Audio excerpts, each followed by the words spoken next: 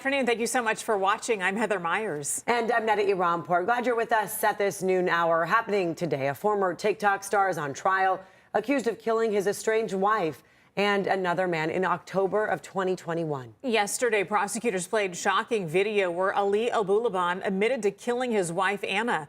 CBS 8's Chris Groh is downtown as testimony resumes today. And so a lot of today's testimony began with the detective who was on the stand just yesterday before defense took over for cross-examination, which led to some pretty tense moments because the defense was asking the sergeant with the San Diego Police Department to recall several things. A lot of the times the sergeant would respond with not sure, can't clarify, or can't remember because it was so long ago, and it led to some pretty tense moments like this one. You understood the defense was likely going to be asking you some questions, right? Yeah. That's how this works in the court setting? Yes. Just like I asked you questions back in January of 2022. Yes. And again, my question is, do you need time to review your reports for your involvement with this case prior to answering my questions? I don't know what you're going to ask me.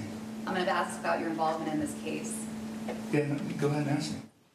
And of course, this is just a day after we saw that very disturbing video in which you can see Ana Abulaban enter the apartment. You hear 6 gunshots. This is all being captured by a neighbor's Nest camera. And then according to prosecutors, you see Ali actually coming out there, calling his mom, admitting to murder. So this has been a pretty eventful 2 days here in court. Now, according to prosecutors, Ali walked in that day and immediately shot his estranged wife, Ana, and 29-year-old Rayburn Barron. The defense has not denied that at all. In fact, in their questioning today in that cross-examination, you could see where they were going with this. They're claiming that Abulaban wasn't thinking clearly and instead was distraught over the ending of his marriage and that Ana had just asked him to move out. So not only with the sort of tactics and investigation that was going on, but also the content of the messages and maybe why other messages were not included, and also the potential of whether or not Ali was suffering from any sort of mental illnesses, whether or not they followed up with the doctor he may have been seeing in Virginia for something called neurotherapy. Of course, we are going to continue to follow today's testimony as well as other things that may happen in court.